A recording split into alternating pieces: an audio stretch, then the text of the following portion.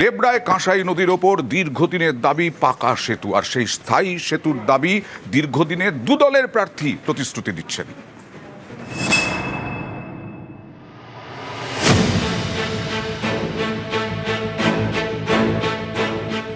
কংসাবতী সবার প্রিয় কাঁসাই। বর্ষায় এই নদী পারাপারে ভরসা নৌকা, সেখানে পদে পদে বিপদ। আর জল কমলে নদীর ওপর অস্থায়ী রাস্তা দিয়ে যাতায়াত। স্থানীয়দের একটাই দাবি, নদীর উপর পাকা সেতু করা হোক, তাহলে বর্ষায় ঝুঁকি নিয়ে নৌকায় পার হতে হবে না। আর অন্য সময় নদী শুকিয়ে গেলেও অসুবিধে নেই। পশ্চিম মেদিনীপুরের ডেবরায় কাঁসাই নদীর উপর এই পাকা সেতুর দাবি দীর্ঘদিনের। এটাই এখানকার ভোটের ইস্যু। হ্যাঁ, ব্রিজটা একটা হওয়া উচিত। আর আমরা যখন স্কুলে যাতায়াত অনেক সমস্যা হয়। স্কুল যাওয়ার সময় যখন নদীতে নৌকো থাকে, ভরা নদী, আমাদের বুকে একটা ভয়ও থাকে। তা যদি ব্রিজ হয় তাহলে যাতায়াতের সুবিধা হয় আর আমাদের সময়টা অনেক বাঁচে। ডেবরার সত্যপুর ৩ নম্বর গ্রাম পঞ্চায়েতে টাবাগেরা গা ঘেঁষে বয়ে গিয়েছে কাঁসাই নদী। অন্য পারে ভরতপুর ২ নম্বর গ্রাম পঞ্চায়েতের মকারিমপুর। ডেবরার দিকে সরকারি হাসপাতাল, ব্লক অফিস, থানা। তাই মকারিমপুরের দিকে প্রায় ১০০ গ্রামের বাসিন্দার বড় ভরসা নদীপথ। এই নদী পারাপার করতে দুর্ভোগের এক শেষ। বর্ষার সময় প্রায় ২৫ কিলোমিটার ঘুরে যেতে হয় ডেবরা। তাই কাঁসাই নদীর ওপর পাকা সেতুর দাবি দীর্ঘদিনের। না, আজও হচ্ছে না। আমরা ওই আশায় আসছি। আমরা আমাদের বাবা অমলে দেখে দেখে যাচ্ছে, হবে হবে বলে আজ কয়েক বছর হতে চাচ্ছেন। বর্ষাকালে আমাদের খুব অসুবিধা যাওয়া আসে। আমাদের যে পারে ডেলিভারি বা যে কোনো রোগ জ্বালা সেগুলো আমাদের যাওয়া আসা খুব কঠিনই। হ্যাঁ, অবশ্যই জরুরি আমাদের হলে ভালো হয়।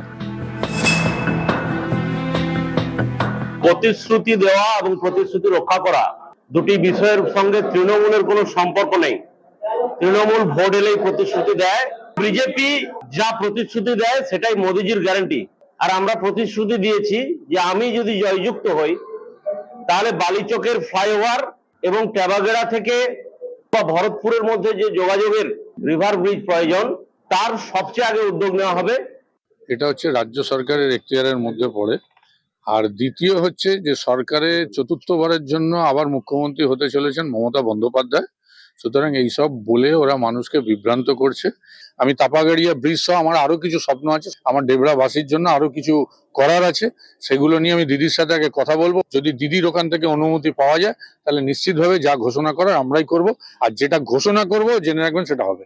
এলাকাবাসীর দীর্ঘ কয়েক বছরের যে সমস্যা, তার কি সমাধান এবারে হবে? প্রশ্ন তুলেছে ডেবরাবাসী। পশ্চিম মেদিনীপুর থেকে ক্যামেরায় অলোক মণ্ডলের সঙ্গে দিগ্বিজয় মাহালি, নিউজ 18 বাংলা।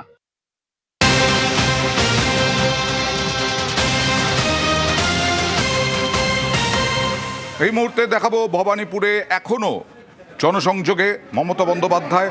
ভবানীপুর তাঁর বিধানসভা কেন্দ্র, সেখানেই লড়াই করছেন আগামী ২৬-এর বিধানসভা নির্বাচন। সেই বিধানসভা নির্বাচনে ভোটে তৃণমূল প্রার্থী মমতা বন্দ্যোপাধ্যায় আজকে সন্ধে জনসংযোগ সেরে নিলেন। ঈদের আগে ভবানীপুরে জনসংযোগে মমতা বিশেষ করে ১৬ আনা মসজিদে যান, তারপরে রাস্তাতেও হেঁটে জনসংযোগে তৃণমূল নেত্রী মমতা বন্দ্যোপাধ্যায় এলাকাবাসীর সঙ্গে উৎসবের শুভেচ্ছা বিনিময়।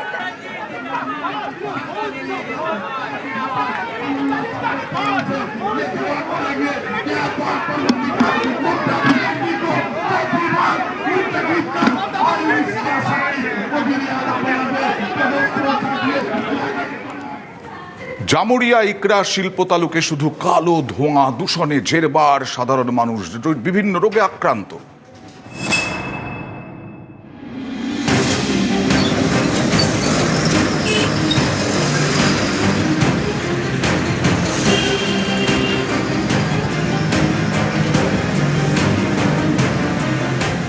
আসানসোলের জামুরিয়া ইকরা শিল্প তালুক, পরপর 25টি স্পঞ্জ আয়রন তৈরির কারখানা, আশেপাশে কালো ধোঁয়া আর দূষণের কালি।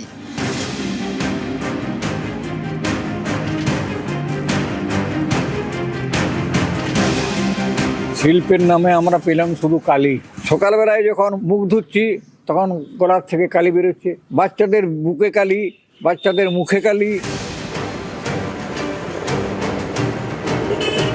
বাম আমলে গড়ে ওঠে জামুরিয়ার এই ইকরা শিল্প তালুক। এখানকার কারখানাগুলিতে তৈরি হয় লোহা, লোহা থেকে তৈরি হয় নানা রকম জিনিস। এসবের জন্য প্রতিদিন বিপুল পরিমাণ কয়লা পোড়ানো হয়। এই কয়লার কালি থেকেই ছড়াচ্ছে দূষণ। অভিযোগ, কারখানার ধোঁয়া পরিশোধন করে চিমনি দিয়ে বের করার কথা, কিন্তু তা করা হয় না। অভিযোগ, বছরের পর বছর ধরে এমনই চলছে। এর জেরে স্থানীয়রা নানা রোগে আক্রান্ত হচ্ছেন বলে অভিযোগ। এই দূষণের জন্য আমাদের প্রচুর সমস্যায় পড়তে হচ্ছে।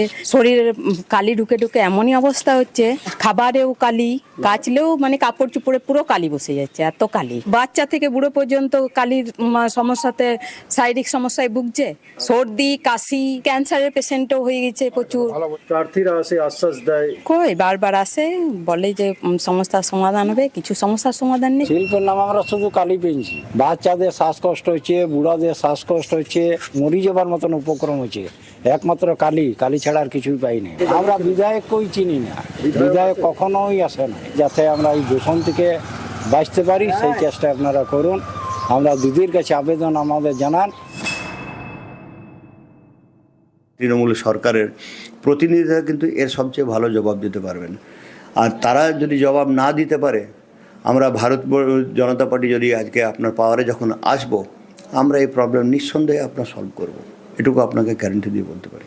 বিরোধীদের তো অভিযোগ আছে, আমিও বলবো প্রদূষণ আছে। প্রদূষণের জন্য আমি বিধানসভাতেও তুলেছিলাম, এটা দেখা হয়। স্পিকার বলেছিলেন কি ইনকোয়ারি করা হয়, প্রদূষণ আছে, অসুবিধা আছে।